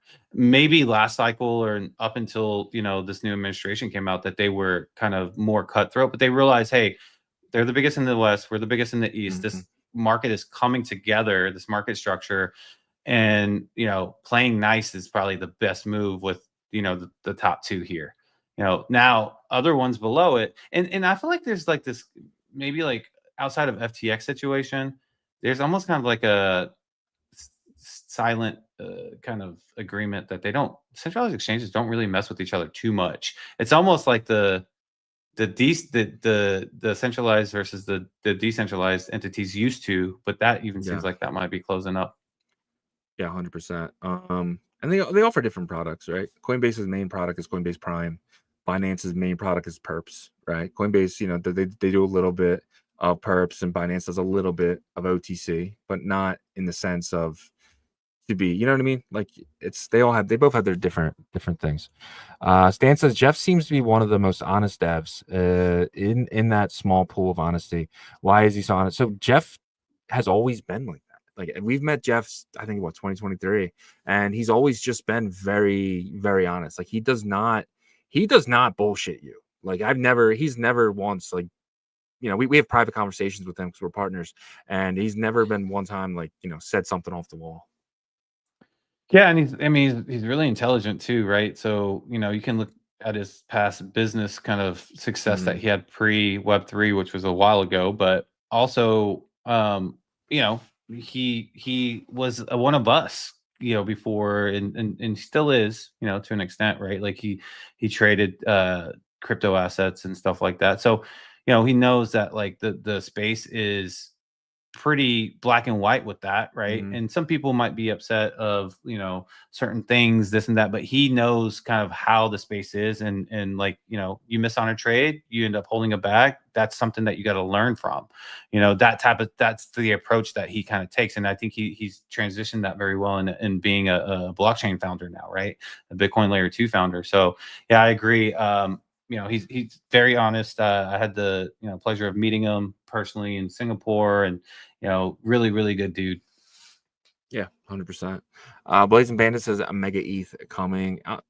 We'll see what happens. Interesting. I'm not too bullish on that. So, myself said if you add derivatives to that, now we're talking about quadrillion global debt. Yeah, you can take I guess derivatives on the leverage. Stan says if L2s carry the heavyweight on ETH in the future, does that kill Tom Lee's narrative? So you got to remember what the gas token is, right? The gas token from Base is Ethereum. The gas token on Arbitrum is Ethereum. No, yeah, they want Ethereum. that. Same thing with Optimus. Exactly. So it kind of makes it better, stronger.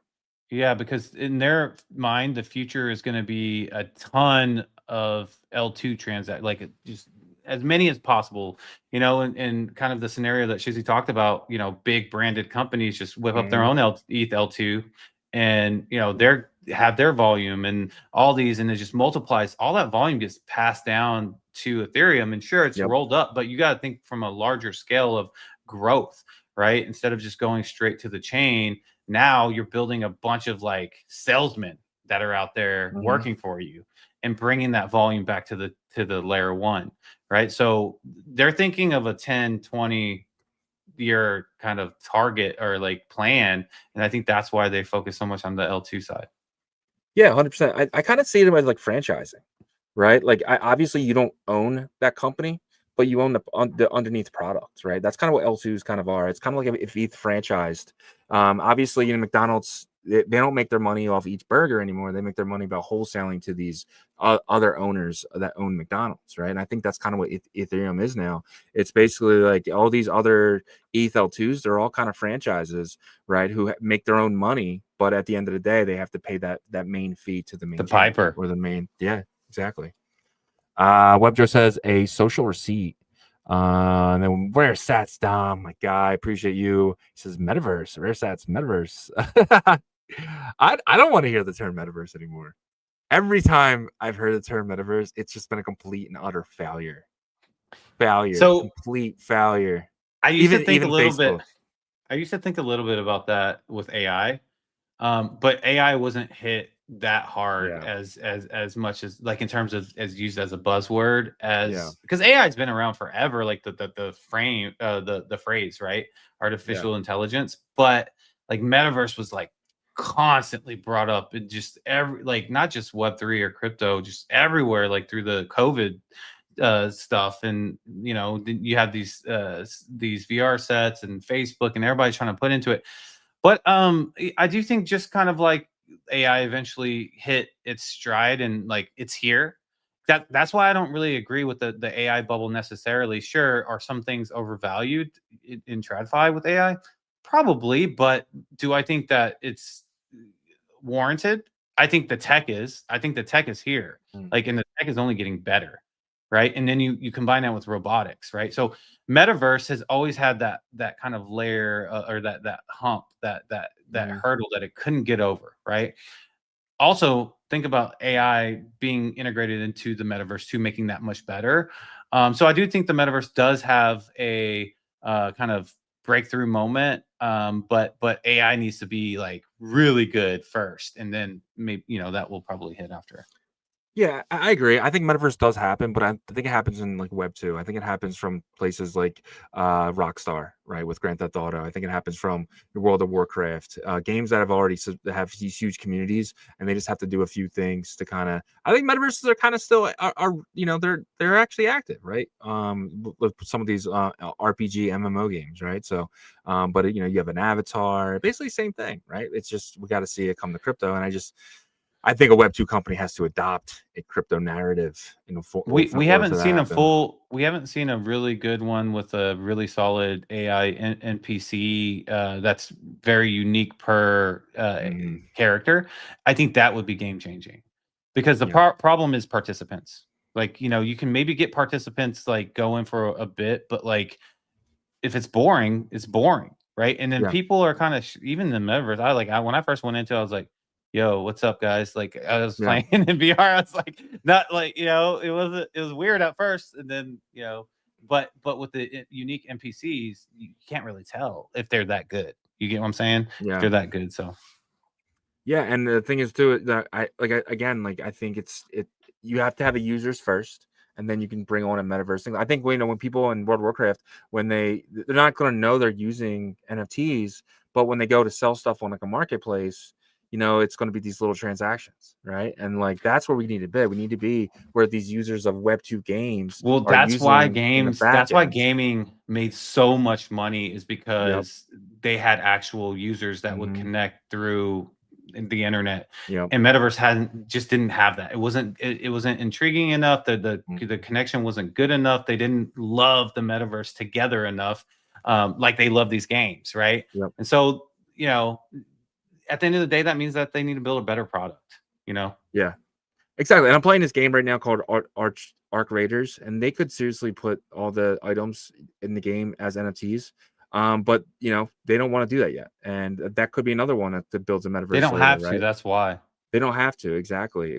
So it's like one of those things where, you know, if any of you guys play Arc Raiders, let me know. I'd love to play with you guys. It's actually one of my personal hobbies right now. But myself says that's the beauty of open source code. Crypto is no different. Use it, build on it, or ignore it. But it's here. I personally hate open source code, and I know Bitcoin is open source and all that stuff. But like, I personally don't like open source code. I want the company to create something and build upon that. Like I want to, like I'm here in crypto to kind of see innovation, and I don't think innovation, you know, is happening with open source code. I think I want to see it kind of built within a company and see what they can build with it. Well, I think that you have to have the right conditions for open source to work, right? And I feel like the problem with Web3 sometimes is like they're just like, this is all open source, right? And you know, for example, WordPress was a great example of something that was open source that ended up being a, you know, gigantic revenue generator, but they rolled the dice on that, right? And they had to create like follow-up products and build a company that was catering towards, hey, look, you can use this software to build blog websites or websites of your own, but we want to help you so we can make your life easier. And then you sell the services, and then next thing you know, they have huge contracts with all these website domain providers and all these things. But that's not easy. Like, you have to have the right conditions for open source to work. But it seems like the whole kind of idea of Web3 as a whole is like open source has to be the way. And it's just, that's why you see a lot of broke founders. And you do see some that are not, but those are the ones that had the right conditions. You know what I mean? Yeah, 100%. To your point, you know, with you know, Corbit's did with Fairmeter. They open source the code and anyone can use it, but their services, they're going to teach you how to use it. I think it was stupid. I think they should have kept that in-house. I think their whole product should have been in-house. And this, you know, you want to do X402, we'll handle everything for you. But now a company can just come fork their you know, their whole foundation and just do it themselves, and then they can offer it as a product. I don't think open source coding is a good idea. Yeah. Myself came in and said, bitmap. Did you already say this is leading metaverse on Bitcoin, and they haven't stopped building? You got to respect. You got to respect what they're building. Who's building? Who? Virtual reality still hasn't seen a hype cycle yet. Myself. Who's building on bitmap? Who?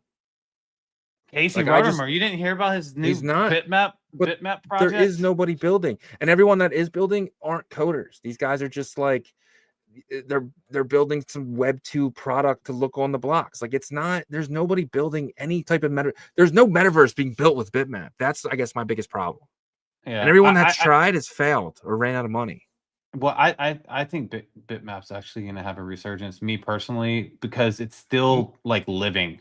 Right, it's still out there. It still generates those bitmaps every day, and you know, if you look at it straight from a purely monetary value situation, yeah, you're going to say supply is just being dumped into, you know. Well, you're talking about the actual market themselves. I'm talking about the metaverse that's supposed to be behind it. There is no metaverse when it comes to bitmap. What the reason why I'm saying that it's still living is because all you got to do is have someone hit one good app. You know what I mean? One good app, someone, as long as it keeps living, it's constantly still indexed and it's constantly still being released in the market, there's an opportunity for someone to build something amazing, is what I'm saying. But without funding, there is nobody who's going to sit there and build something. Nobody. Well, maybe you get someone with funding. That's the problem. We heard this from, you know, so many of our partners. There's nobody funding anything in the Bitcoin ecosystem. There's no funding in the Bitcoin ecosystem. I'll tell you something. When you this space now, the difference is this year is obviously that's been different with the kind of infrastructure of the space and all that stuff. So I'll put that in consideration. But outside of that, in this space, whenever we're in a highly liquid environment and it's go time, they will build shit out of shit. You know, like amazing like things out of in 2 weeks you'll see something whip up and you'll be like, holy crap, where'd that come from? They look for narratives to be able to make because they know that they can sell that to the participants that have the liquidity flowing. So I would not like bet against the fact that like if the market does get like that in 2026, that someone creates something that attracts a lot of people to bitmap. Yeah, and then they sell land, right? They sell land in their thing, right? So you have to go buy their land and then say, "Oh, we will attach your bitmap to it." You're still gonna fucking purchase the land. Okay, so it doesn't. It's not the same thing. If you bought, you know, the metaverse land in 2021 at like 10 grand early, and it got to 250 grand, would you you would sell it, right, and say But that was that's a good my point. opportunity? I know, but I'm not talking about the price action of bitmap. I'm talking about the metaverse. I think that's where we're kind of messing up here. You keep talking about the price go up. Price can go up. I'm not talking about the price go up. No, I'm I'm talking actually about talking about a yeah. metaverse or a project being built using these bitmaps. There's no incentive. There's no investment. There's no reason to build anything outside of a hobby. And the people that do this for a hobby, they're just not good at building, that's how right? that's how So Bitcoin first started. Bitcoin first started you without can't compare investment. this to Bitcoin. I'm just telling you it started the same way. Bitcoin is a peer-to-peer money system. I know, It's not but I'm just saying, like, it started the same way without investment, is what I'm saying.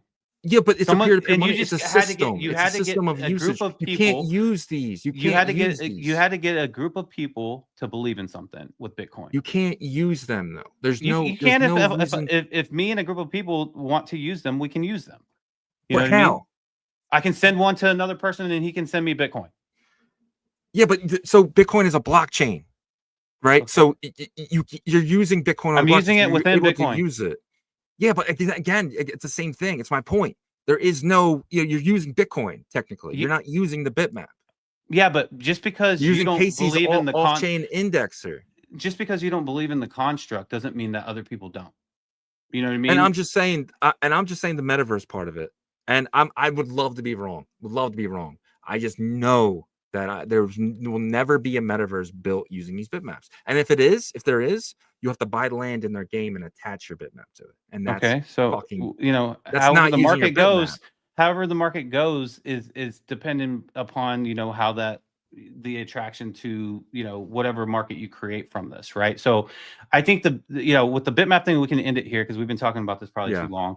But it's still here. It hasn't gone away. And you know, we'll see if it, you know, actually turns it. All the No, I builders mean, are gone. when was the last All the buy? builders are gone.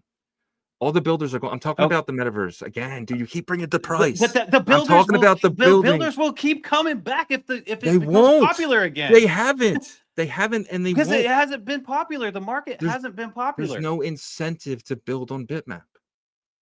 Okay, if they have values, yes, if the value goes up, that is an incentive for them to build. Do you not get that? What do you mean you disagree?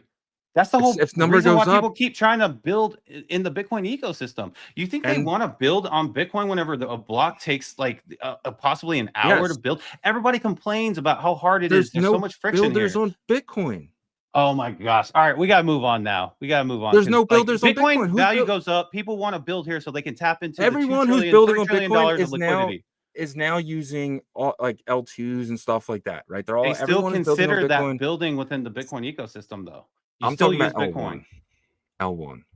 All right. Webster says thinking about trading card game using rare stats. That would be interesting. Myself says if you are building and it's not code building, it's with a 3D map or BIM building information, anyone can contribute right now. Yeah, and that's the thing too, right? You can, it's open source, you can build on this thing or whatever, but you just there's no bitmap actually happening. Right? There's no, you're building this 3D map, but there's no actually, it doesn't come back to the bitmap itself, right? Unless you have to connect your wallet to it, just doesn't make any sense. All right. Let's get into the Bitcoin price action and crypto bubbles. I actually haven't looked at price in a while. What's going on with the price right now? I mean, we're still still hanging around 92, which is, I mean, it's better than dumping hard, right? I think that's like the biggest point here. But before we get into the price action, guys, help us out on the YouTube side. Smash that like for us. Subscribe to the channel. On the X side, if you're not following us, man, what are you guys doing? You got to follow us. Follow us at OnChain Rev. And then shout out to the Pump community as well, watching us on the stream there. Same thing with Abstract. Put all your questions and comments in the chat, and Zora too, and Kick, Twitch, Rumble, and Spotify. And we'll keep adding more too, because we just want to, you know, educate and onboard as many people as possible. But let's get into some Bitcoin price action, which, like I mentioned, doesn't look too bad, but we might be seeing a little bit of a, choppiness with a little bit of downside. But let's take a look here. I always start with the hour chart for the most part, unless there's a big, something that's happening with another time frame that I want to start off with. But we can see here on the hour chart that we have this extended sell pressure session that we're seeing on the MACD, right? It did look like it wanted to close up, but it did bounce back out. But we're not seeing any like really aggressive dump down. So I think that's a good sign, right? For us to have a chop with a little bit of downside is fine after seeing kind of that rebound the past day and a half, I would say, right? And so, we see kind of not necessarily a bull flag necessarily playing out here, but it could kind of, dip a little bit and then pop back up to start another leg. That would be great. But as you can see, the stochastic as well, right? It does look like it wants to head back towards like the middle of this range here to that 50-point mark, and then possibly get back above the 80-point mark, which is the overbought territory, which is a good thing. Being up here and hanging up here, we could see some positive price action. But as of for now, this sell pressure from the MACD did want to extend a bit, right? So we got to kind of see, how long we're going to be hanging out here, maybe sideways or a little bit of a dip to maybe possibly start that next leg up and start another pull here to possibly another flag. But let's take a look at support and resistance, going back to what is that? Let's squeeze out here a little bit more. Okay, 5 a.m. This price point right here at 92, a little bit over 92,000, 92.2. Very low volume in this area. So, I'm not sure how I guess impactful it's going to be in this area until we get into the higher volume areas, unless we see like a lot of sell pressure or something happening, or some big buy pressure pushing us up one way or another. Can move quicker in the lower volume areas, right? But where we are right now at the 92.2, we do have support kind of dominating this area, and it is winning above that as well. And then the areas above, it's more back and forth, right? Kind of seesaw. But us getting back to this area is balanced, really, at the highest volume at the 92.6. So I think we're looking pretty good here. We need to break this down a little bit further, because I could see this kind of messing with us, toying with us, going up and down for a little bit. But if we break this down, you see this turn white, and then the next MACD candle be a little bit smaller, that could be an indicator that we are heading back to the overbought territory. So I like where we are right now on the hour chart. Even though, we've had this extended sell pressure, I like where we are. I think the setup is pretty decent. I would like to, that fast line to curve a little bit more in this breakdown, but I'm not worried. I like kind of where we are, and I think we have a good opportunity here to kind of turn this around and go into some buy pressure. The 4-hour chart, let's kind of switch there to the 4-hour on Bitcoin's price action here. Let's take a look. Okay, so this is probably not the best scenario here.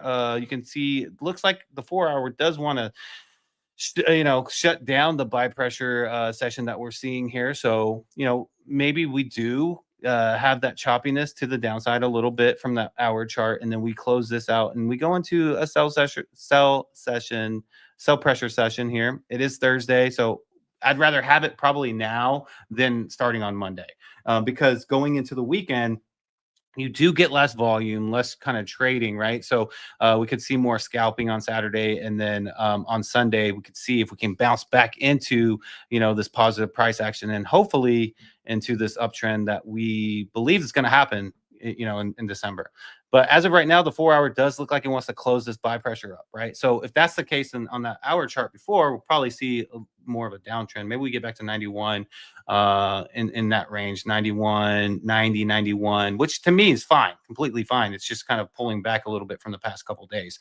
And then, we could maybe get a reset on Sunday. That is if the 4-hour plays out the way it looks like it wants to go. So that is what I'm seeing there. And then let's go to the daily, because the daily's been looking much better than it has, because we had a hard time getting out of that sell pressure session. So, we're still in buy pressure. It's not anything super crazy. We're not seeing like, huge green candles. This was pretty good. But we are seeing consistency. And I think that's important, because we could have this extend out. So even if we go into sell pressure for the 4-hour chart, the one that we just saw, over the weekend, we kind of have a smaller session for the next couple of days. Sunday, we finish Sunday more into like a positive price trend. Monday, we get back kind of on track. Then we'll have a short sell pressure session for the 4-hour chart. and then we can extend this daily buy pressure, right? We can extend this out, and maybe we lead into that stronger Santa rally that we've been hoping for. And I think getting past obviously 100K is a big goal, right? That's the goal that we want to get past. During the month of December.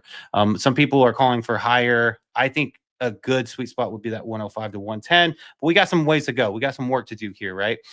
So we can't really have huge swings to the backs, to let's say like 86,000 if that's kind of our goal for December to get to that 105, 110. So watching the daily chart is going to be very, very important, because if we do see this break down pretty bad and a bleed out, then maybe we don't see 105, 110 for December. But if we have a continuation here, and even if it's consistent like it has been here, then we could kind of get to those goals for Bitcoin. And then let's take a look here at Ethereum. All right, let's take a look at Ethereum real quick. Ethereum is on the 1 hour chart. It looks like a continuation of sell pressure here. So need to see this start to curl up. The stochastics looks like it's in a good spot. Definitely looks like a different situation than Bitcoin, right? Bitcoin's been hanging down here longer, but we could see Bitcoin does the opposite of kind of that downtrend, right? We could see this come out, or we just kind of see that it tailing Bitcoin basically, right? So getting above 3,000, I think, was a big deal. We're sitting at 31.61. I think this is a really solid, healthy price for Ethereum right now. And then also paying attention to Ethereum if Bitcoin decides to kind of slide back to 91, 90,000 short term. Does Ethereum get back under 3,000? So that $3,000 mark is a big deal.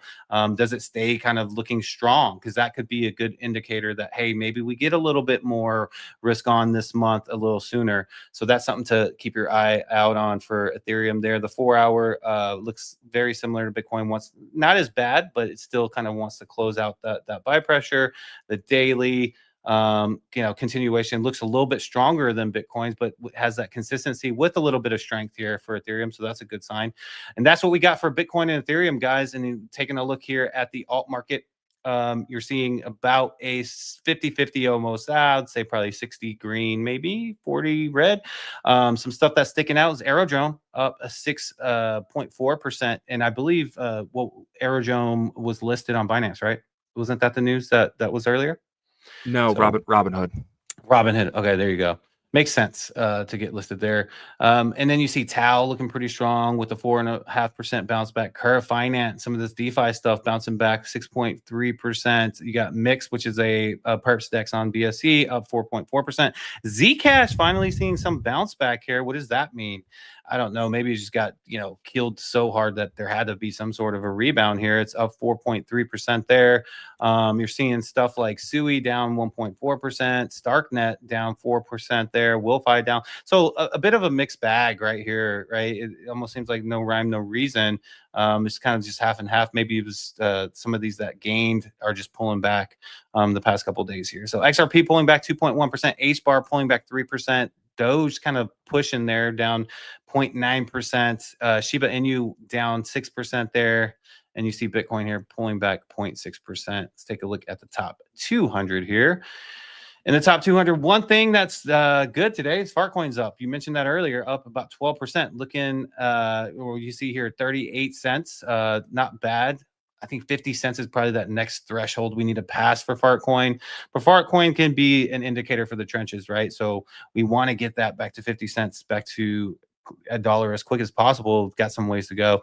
Monad pulling back 7%, sitting at 20 or 0.028, almost 3 cents, man. This has been all over the place this past week and a half, but it's new. One thing is that they're talking about being listed on Binance. I think that would be good for them, just to give some of the East exposure as well. Maybe they get interested in it.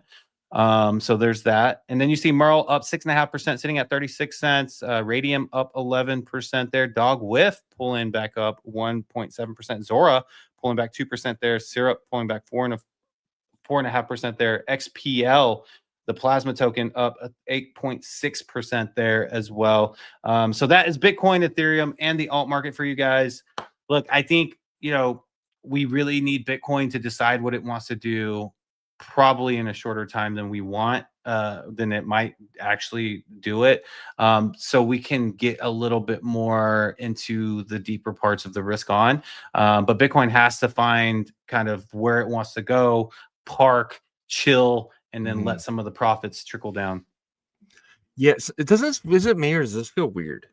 Like with It feels weird. it's such a mixed bag inside there. There's no one knows what to do. People are just, it's obviously the stuff that's up and stuff that's down is being traded probably with liquidity, right? On the Hyperliquid and Aster and Binance, stuff like that, right? So that's kind of reason, but it just feels like nothing is happening. Like tomorrow we're gonna come on here, you're gonna do the crypto bubbles, I feel like, and then everything that was green today is gonna be red, and everything was red today is gonna be green.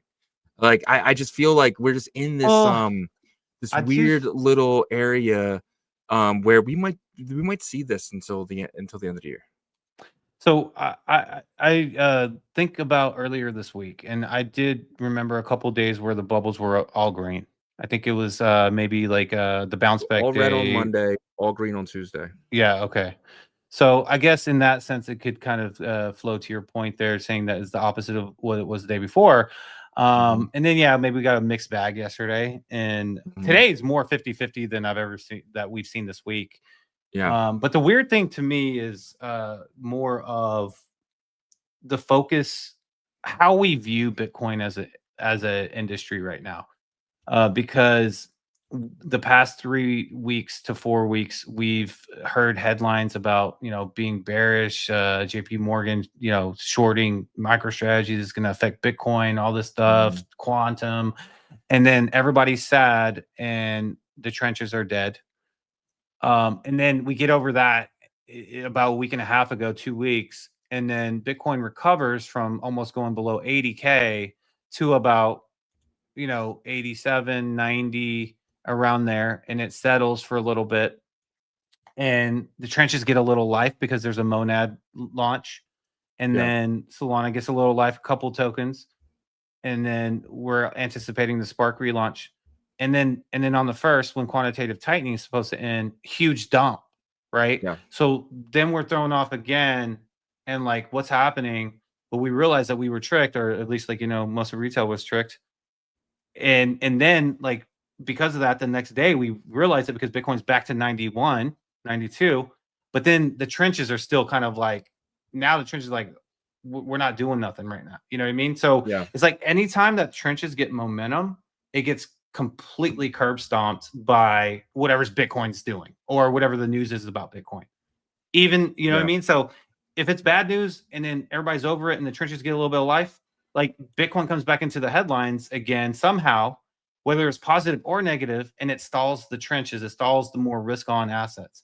So it's almost kind of like the native crypto natives and the Web3 natives that play in those playgrounds can't catch a momentum break. You get what I'm saying? Yeah.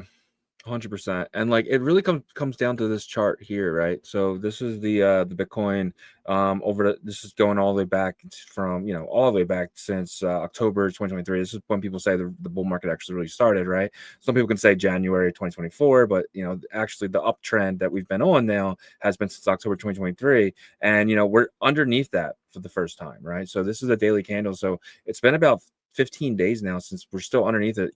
I think our answers will be answered once we get back above this. If we can get above it. If we come up here and let's just say 3 days from now, we reject on the 9th and come back down.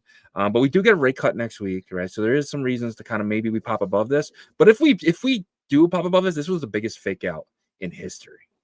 Like, yeah, you know what I mean? Like, it's, like, look at this uptrend. Like, if it came out, fake out, but this one actually completely fell underneath. Worst case scenario, obviously, if we come up here and we touch this and then kind of bounce out, right? And then takes us, this is a bear market potentially all the way to July. Best case scenario, obviously, would be, coming back above this and then kind of fully getting back to all-time highs to where we were here, and maybe doing that next leg up, that kind of maybe take this, what we just seen prior, and then just kind of move that along the line up here, and then maybe we see 140 by June, right? The days, this is kind of what I want to see, right? Be above here come in February, this 200,000 by February. That's kind of what I need to see. Yeah. So I think what I'm about to show here real quick is a bit similar to your trend chart there, but it's that 50-week SMA. Yeah. And so this is something that like had me worried, is the fact that like, when we drop here, it typically will give you a bear market signal. But the thing that is an outlier is if you go back here. Yeah. Okay. And this is March of 2020. What happened then? The COVID dump, right? Yeah. So there is an outlier with this 50-week SMA type situation, right? And like we could be experiencing that, because like this was an anomaly type time period. It was 10-10, COVID, COVID. And then this is kind of an anomaly as well, because this year's been anything but normal. You also had 10. Would you compare 10-10 with COVID in the sense of markets only? I mean, look, markets only was the largest liquidation event we've ever had. Yeah. So, like, when I think about it from a worldview, of course, it wasn't as impactful. That's as why I got to COVID say was. markets only. Yeah. Yeah. So markets only, yeah, sure, more impactful. And so can I put it in that anomaly bucket? Sure, I can. Like, yeah, I can. And it makes me feel better, the fact that we broke down below this. But also remember, when we did break down below this in 2020. When we found our way back up, it was pretty much up only, right? Yeah. And another thing, and I know people might be like, well, you guys are just pretty much putting the puzzle together that you want to.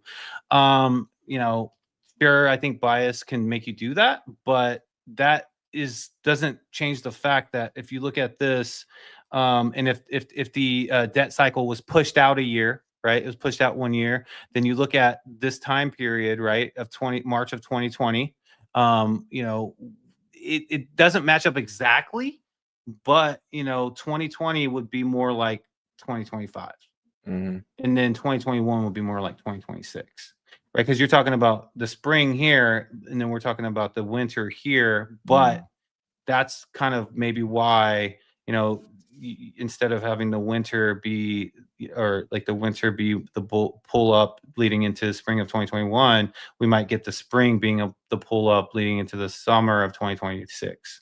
So there's that possible correlation there of the business cycle being pushed out a year and it matching up. Now I want that to happen, right? So yeah, but one thing about 10-10, it only affected the crypto markets, right? I mean, you can say it affected TradFi a little bit, but when they came back to work on Monday morning, after they closed at 4 p.m. on Friday, the aftermath was over, right? It was already in recovery mode. So they barely felt the effects of it at all. Do you think that maybe is an outlier a little bit, or no? I think 10-10 was supposed to affect our industry more. Well, I mean, it happened in our industry. Technically, it was a code in Binance's. Well, then it makes more sense for us to be more affected than them, right? And so whether that was an opportunity for TradFi to re-enter these large institutions, I naturally do have like this kind of wandering mind of just wanting to see, having that mind of imagination a bit, right? So when I think of 10-10, I think of something probably a little bit more dramatic than what the average person thinks of. I look at it as the biggest of big entities are having conversations about this new financial system flipping over, and they want to still have a lot of power and stuff like that. Now, we'll see what happens in 2026, and if it does play out that way, and if some of these known names in TradFi end up being big and known names in our industry as well, we'll see. Yeah, 100%. Finishing out here, Ryan says there will be a lot of winners and a lot of losers. I try to get some of all, but not overdo any. Yeah, it's right. I'm with you. I agree with you, Ryan, for sure. But that's our show for you guys today. Nice turnout today on YouTube and X and everywhere else. Remember, guys, we're on Kick, we're on Rumble, we're on Zora, we're on Pump Fun, we're on Abstract. You guys are not over on Abstract. You need to get over there. I just checked. Just for having like my PFP as an NFT, I'm getting a lot of points. So you definitely want to be over there, guys. Twitch, X. Just really appreciate every single one of you guys, man. I know right now it's very boring. It's the most boring time that I've ever experienced in crypto, but you guys are still rocking with us, and we really appreciate that. Absolutely. We appreciate each and every one of you guys. Without you guys, we couldn't do this. Always going to remind you that forever. And we're thankful for that for sure. But also, we're thankful for our partners because without them, we couldn't do this. And so, if you could check them out, we'd be greatly appreciative of that. Emblem Vault is the interoperability layer of the Bitcoin ecosystem. If you are looking to jump your Bitcoin ordinals like counterparty NFTs or Bitcoin NFTs like counterparty NFTs for Pepe's, Nakamoto cards, or Bitcoin ordinals like Taproot Wizards over to Ethereum, you got to use Emblem Vault. Why? Because they have the most experience. They are the largest service provider for this. They've been doing it since 2021 and they've been building in Bitcoin since 2013. So they are the place to go to. And right now you can actually take your Taproot Wizard over to the Gandhi application on Ethereum and take a loan out against it as they are accepting loans for that collection. And Emblem's going to open this up to different layers and environments. And Solana is one of those places. And speaking of Solana, they have the best AI product in all of Solana and Hedera and BSC and agenthustle.ai. You can ask Hustle, hey, find me some low cap gems. He'll bring back some options for you and why he thinks these are solid options. And you can also set conditional trades with Agent Hustle. So if you need to go to the grocery store or go to the gym and you don't want to miss opportunities, you can set the conditional trades for Hustle. He'll take care of that for you on your behalf, and they will trigger once those limits are set. But again, you can find Hustle on Hedera. You can, find all the information for you about HBAR in that chain, as well as BSC, and they're going to be adding more EVM tech stacks as well, possibly Bitcoin in the future as well. But there is another product within their ecosystem called Migrate.Fund, which is getting so much attention in the Solana ecosystem. And they just wrapped up cohort number 2, and they are about to go into cohort 3, and it is mainly focused on pump fund projects, right? So if you launched a token in Solana and you want to migrate to another launchpad, you got to use Migrate.Fund to do it. They can help you get that liquidity that's locked up out into your new migrated launchpad. And of course, you need to have your community on board with that as well. Head over to Migrate.Fund or Emblem.Vision to learn about all the products I just broke down for you guys. And then Merlin Chain is uniting Bitcoin straight through the power of AI. They have their Wizard version 2.0 that can guide you through Merlin Chain's ecosystem, but it also can swap for tokens outside the ecosystem. All you got to do is have some Merlin Chain Bitcoin in your wallet, and it can swap for Solana tokens or BSC tokens for you on your behalf. And going back to the ecosystem, it can do DeFi functionalities for you. It can swap through Merlin Swap on your behalf, or it can stake for you. And speaking of staking, it uses Merlin Chain uses a proof of stake security model, and you can participate in 3 ways. The first way is to stake Bitcoin to earn more Bitcoin. They got 17% APR for their first staking vault, which ended September 30th, but they have a live staking vault right now that closes January 8th. You can still participate for a little over a month. And I'm sure they're going to open another one after that. But these staking vaults, they always try to shoot for that 17% around there. The minimum is 8%. Maximum is 21%. It is locked up for 3 months for a fresh one. So the current one ends January 8th. But if you join a new one, it will be a 3-month lockup. So just know that. And then 2 options with the Merlin Chain token. The first one is the flexible day-to-day option. You earn 15% APR. You can claim your rewards daily, which is super awesome. If you do want to withdraw your Merlin Chain token, there is a 7-day cooldown period. So just know that beforehand. Yeah, pretty awesome. You can claim that every single day. And then the last option is the bonded option. It is locked up for 6 months, but you earn 45% APR. So really solid APR there. But you can claim your rewards daily on that one as well. So that's a really awesome option that they gave you guys, even though it's a 6-month lockup period. So head over to merlinchain.io to learn more and follow them on X for more updates. Thank you guys so much for checking out our partners. Yep. Great job, man. As always, in a few more minutes, and wouldn't mind checking out onchainrevolution.io. Some of the best articles dating all the way back to 2023. If you know someone just entering a space, please send them our website. We really feel like it can help them get started and code up to where we are today. Brand new article just dropped this week. Fed ends QT. You guys can dig deep in this and understand what is happening, why the Fed really drives markets and everything else. So be a part of this. Do the 3 to 4 minute reads. We have so many articles here, Monad, and so many more. So definitely check that out there. If you guys need a VPN, I highly recommend Nord. Guys, if you're not using a VPN, I think you're making a big mistake, because now, when you go to these sites, especially Pump Fund, and you launch a token, let's just say that token pumps, they can find your IP address, and then they can find your home address, right? Don't do that. Do not launch a token without VPN on, just in case that thing goes absolutely nuts, because they will find you. You know, and then who knows? They know it. They know what your wallet is. They know where you live. It's just not a smart idea. Get a VPN. Get Nord. Also, Nord will let you, if you're in the US, it'll allow you to use stuff like Hyperliquid. It'll allow you to just use stuff like MEXC. I love MEXC. I use it every single day. It is my personal bridge. If I need to go from Bitcoin to Ethereum or Solana, or Solana back to Bitcoin, I do it all through MEXC. It's so cheap. It's like pennies, and there's no KYC there. So definitely, if you guys need a VPN, use our link here. 3 months extra if you lock it in for 2 years. Set it, forget it. $2.99. It's like $70. You lock it in for 27 months, and just forget about it. I put mine in Italy. It allows me to use Italian TikTok.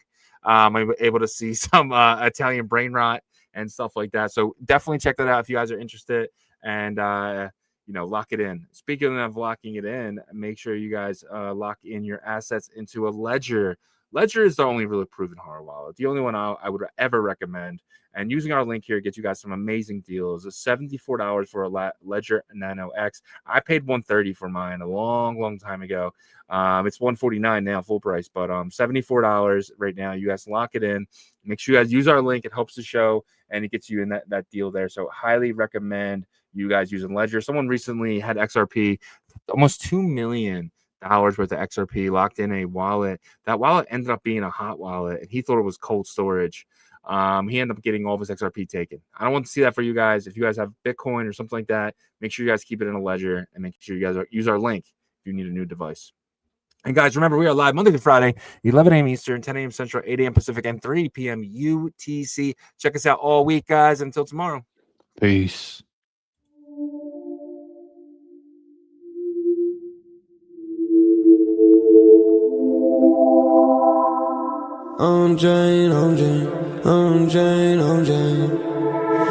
OnChain revolution, roll call, market recap. You're not bullish enough, no. You're not bullish enough, no.